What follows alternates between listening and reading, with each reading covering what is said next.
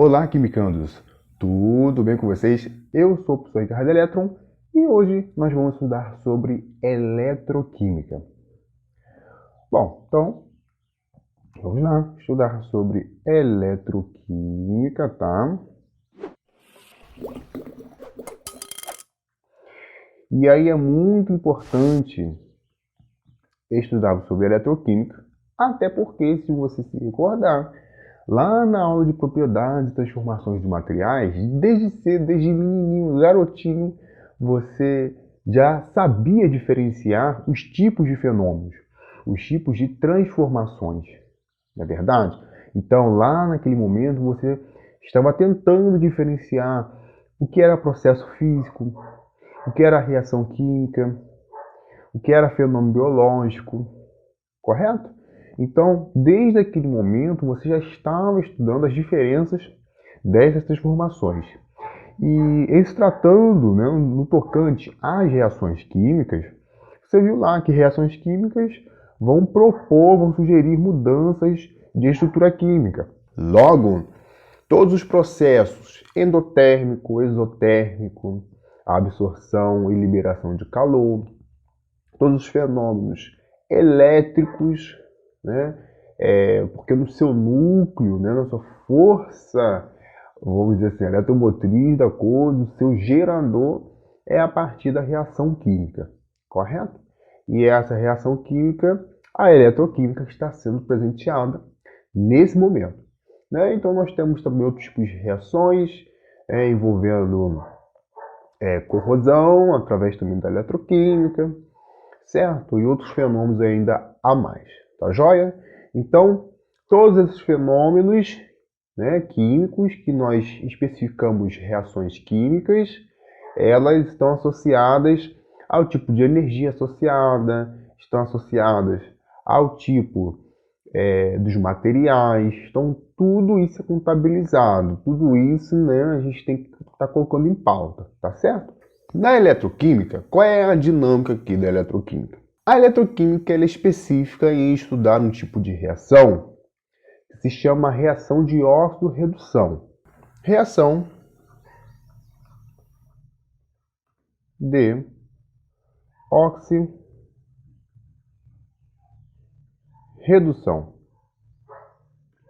O que é a reação de oxirredução? São reações de oxidação e redução ao mesmo tempo, ok?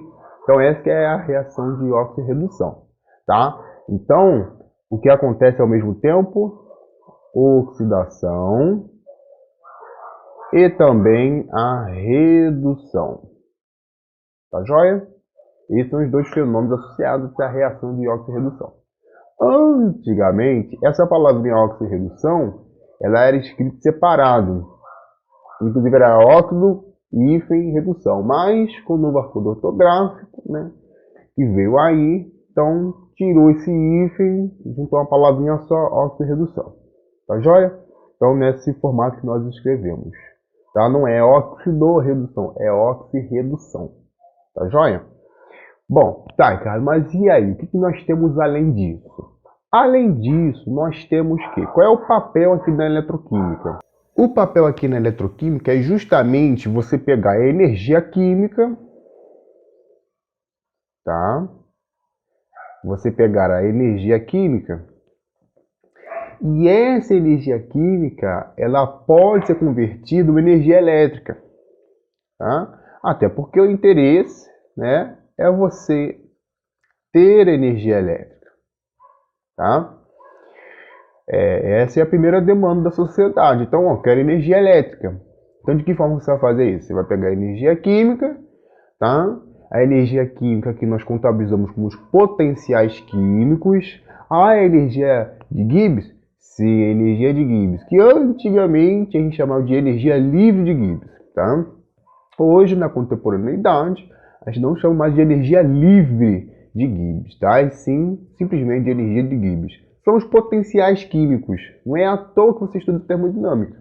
Ela também é aplicada aqui, até porque se trata de energia, né? Então, a energia química ou os potenciais químicos, elas podem ser convertidas em energia elétrica. Esse processo é o que nós chamamos de espontâneo. Então, ó, é espontâneo, é tranquilo, é natural, tá joia? Agora eu tenho um processo inverso. Esse processo inverso da energia elétrica para gerar energia química é o que nós chamamos de reações ou processos não espontâneos. Então, ó, não é espontâneo, ou seja, é forçado, né? Você vai ter que desempenhar ali daquela energia elétrica para transformar em energia química. Isso não é espontâneo, isso é forçado, tá? Então você tem dois tipos de processo. Tá, Ricardo, mas eu quero exemplos. Tudo bem. O exemplo dessa reação espontânea, onde você capta essa energia química para gerar energia elétrica, é o que acontece nas pilhas e nas baterias. Agora, quando você tem energia elétrica sendo convertido em energia química, é um processo não espontâneo, ou seja, é o caso da eletrólise. Tá? O eletrólise, né, é uma situação onde o processo não é espontâneo, tá joia? Então você tem um processo inverso, tá? Essas são as duas situações, tudo bem? Ok, professor Ricardo, e agora? Agora é o seguinte, a partir de aqui eu preciso que você seja super sincero, tá? Em que sentido? Bom, gente, vocês repararam que a reação é de oxidação e redução ao mesmo tempo? Mas está vendo essa palavrinha oxidação? A partir dessa palavrinha oxidação, vai nos gerar o que nós chamamos de número de oxidação, que é o NOx, abreviadamente, tá? E esse NOx, ele é uma carga hipotética que nós associamos a um átomo lá no composto onde ele estiver. Ah, Ricardo, não sei o que é isso. Então vai aparecer no card, tá? Para você conferir esse vídeo antes de você estar prosseguindo com essa aula aqui de agora, tá? Se você já sabe, beleza, fica comigo aqui, tá? Mas assim, né, para quem de repente sabe das regras básicas de NOx, mas são 8 regras de NOx. Cara, na verdade nem são 8 regras, são várias repetições, tá? Porque algumas coisas são aplicáveis a outras de forma natural. Então não chega a ser regra, tá? É uma mera repetição, tá? Mas você pode aí, né, estar conferindo esse vídeo de NOx, tá ok? E aqui nós não vamos deixar de falar sobre NOx, tá? Então, fica a seu critério, tá joia? Então vamos lá. Por que você falou de NOx, Ricardo? Porque antes ainda de falar de NOx, eu preciso falar sobre a propriedade periódica chamada de eletropositividade. E aí eu vou pedir um tempinho aqui para eu anotar logo esses metais para você seguir, beleza? Bom, então veja bem, aqui está a eletropositividade. A eletropositividade é uma propriedade periódica que concerne os metais justamente porque eles teriam mais facilidade para doar elétrons e ficarem positivos. Por isso que o nome é eletropositividade, tá joia? Então você tem aqui uma fila, tá? Uma fila enorme, isso aqui está uma fila bem reduzida inclusive, tá? Onde estão listados os metais.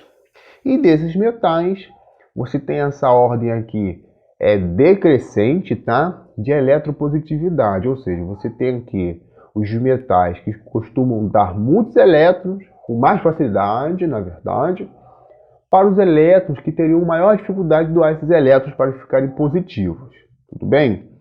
Desses metais que teriam maior dificuldade para doar elétrons, são o que nós chamamos de metais nobres. Tá? Que é o caso do ouro, tudo bem? Então, é por isso que essa fila ela decresce nesse sentido aí, da nossa esquerda para a nossa direita. Então, ó, o césio, bastante eletropositivo, doa com facilidade, rubídio, potássio, sódio e assim por diante. Então, você vê aí a predominância de família 1 e 2, né? O grupo 1 e 2 da tabela periódica dos elementos, tá? Passando aí pelo alumínio, zinco, cromo, ferro, cobalto, níquel, chumbo, tá? Todos esses camaradas também estão listados aí. Então, ó, já tem um aglomerado de metais variados, né? Tem da família 3, tem dos metais de transição, tá joia? E aí, ó, como marco eu tenho quem? O hidrogênio. Ué, cara, mas hidrogênio não é metal. Sim, não é metal. mas ele é o marco, nossa referência aí, tá? Porque, teoricamente, ele também teria uma comparação com os metais da família 1, justamente porque ele está lá alocado na família 1. Não que ele faça parte, mas ele está lá, tá? Inclusive, ele pode estar solto na tabela periódica, tudo bem? Então, por isso, você tem essa fila da eletropositividade. Ai, cara, isso vai me ajudar em alguma coisa? Sim, obviamente. Isso vai te ajudar, por exemplo, na previsibilidade de reações químicas envolvendo esses metais. Ou seja, geralmente são reações de deslocamento, de simples troca. E aí, geralmente são entre dois metais. Outro vai conseguir deslocar esse outro metal, aí você teria que ver, conferir a fila da eletropositividade, que na verdade, a partir dessa fila da eletropositividade, gera-se ainda a fila da reatividade, onde essa fila da reatividade será o seu parâmetro mais adequado para saber se aquela reação vai acontecer ou não. E se porventura acontecer, quais serão os produtos obtidos a partir daquela reação, tá? Então, por isso que existe esse sistema aí, tá? Toda essa parte mecânica da coisa através dessas propriedades periódicas, tudo bem? Então, prosseguindo. Então, beleza, eletroquímica. O que mais que você tem para me falar? Bom, agora vamos chegar numa parte que eu preciso que vocês entendam, compreendam, que é o núcleo de muitas das questões, por que não dizer de todas. As questões de eletroquímica, elas são muito específicas no que diz aos processos de redução e oxidação. Lembra que eu falei lá no início do vídeo?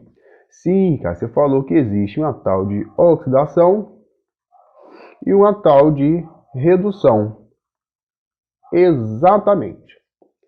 E aí você tem dois processos onde acontecem duas coisas que são opostas à outra, tá? Por exemplo, quem sofre redução geralmente é o que nós chamamos de anodo. Antigamente nós chamávamos de ânodo, tá? Anodo hoje, tá? Então, não sei se você reparou, mas geralmente são dois metais. Fila da eletropositividade entre dois metais, previsibilidade da reação. Tá vendo alguma coisa bacana até agora. Então, a oxidação e a redução é um fenômeno que vai acontecer entre dois metais. Geralmente um metal só, né? Enfim, mas na verdade a gente sempre vai fazer uma comparação entre dois metais, tá? Porque isso vai me gerar uma outra coisa depois disso aqui, tá? Então, alguém vai sofrer oxidação e esse cara que vai sofrer oxidação, ele vai levar o nomezinho de anodo. Ok. E o outro que vai sofrer redução? Ele vai ser o que então? Ele vai ser o cátodo. Antigamente nós chamávamos de cátodo, tá? Ok, então, Ricardo, só isso? Não, tem mais alguns detalhes. Quem sofre oxidação também chama-se de agente redutor.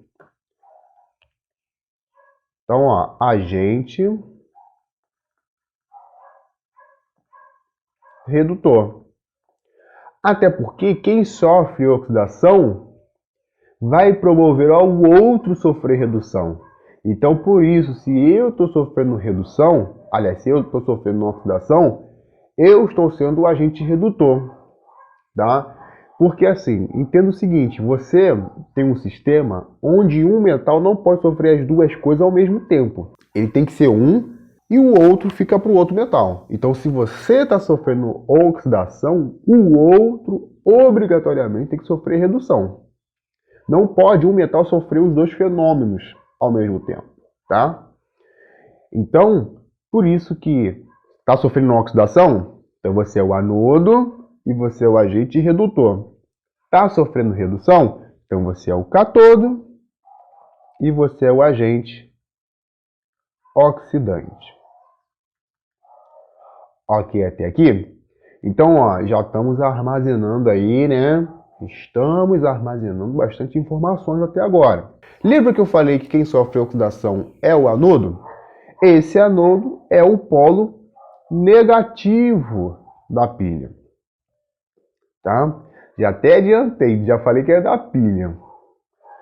Quem sofre redução é o cátodo, ou seja, é o polo positivo da pilha. É preciso muito cuidado, porque é o que nós convencionamos aqui na química, tá?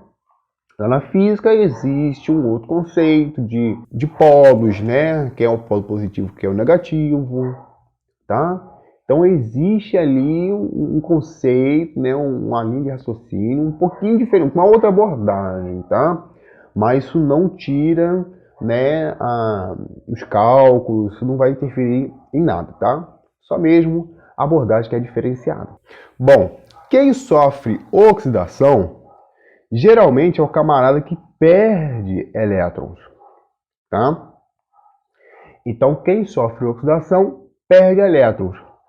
E quem sofre redução ganha elétrons, tá? Ganha elétrons. Porque, lembra do NOx? NOx é diferente de elétrons, tá? E eles são grandezas inversamente proporcionais. Se um aumenta, o outro diminui. Se um diminui, outro aumenta, tá? Os dois nunca vão andar juntos, linearmente, tá? Tá, Ricardo. Por que um perde elétron e por que o outro ganha? Em linguagens bruscas, o que quer dizer oxidar? Enferrujar. Então, você não concorda comigo que quando você está oxidando, né, quando o seu portão está pegando chuva e sol, chuva e sol, chuva e sol, ele não vai ficando com mais casquinhas? Exatamente. É porque ele está perdendo elétron. Ah, tá.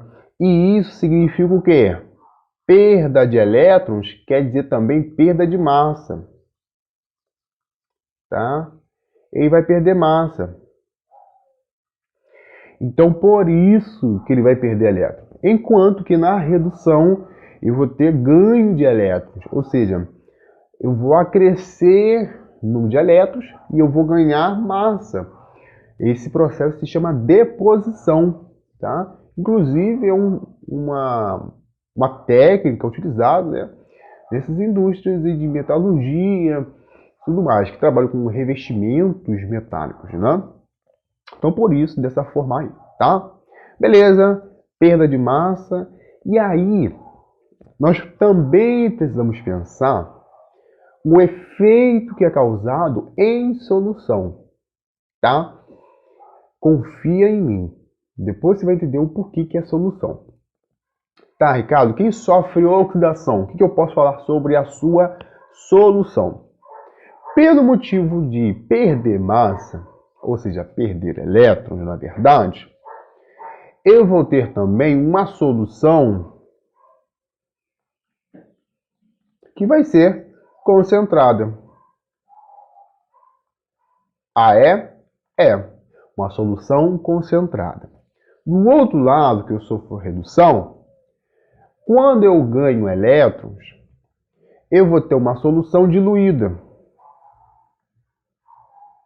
Diluída. Ricardo, mas por que você está falando isso? Porque a USP, todos os vestibulares de São Paulo adoram, VEST, Unicamp, adoram questões de eletroquímica assim dessa forma. Quem é da solução que é diluída? Qual solução é mais concentrada? Tá? Então, você precisa pensar nesses fatores também em soluções. Por quê? As pilhas e as baterias, elas são feitas a partir da interação de metais com suas devidas soluções, tá? O que na eletrólise isso não ocorre, tá? Então, bom, você tem todas essas informações e mais.